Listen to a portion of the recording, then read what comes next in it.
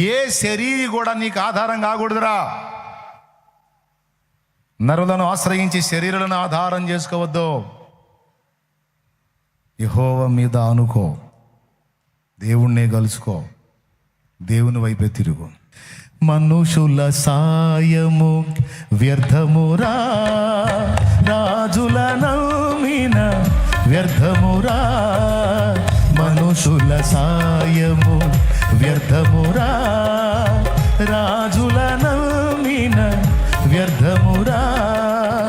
యెహోవాను ఆశ్రయించుట, యెహోవాను ఆశ్రయించుట ఎంత మేలు, ఎంతో మేలు, ఎంత మేలు, ఎంతో మేలు. ఎవరికి ఎవరు ఈ లోకంలో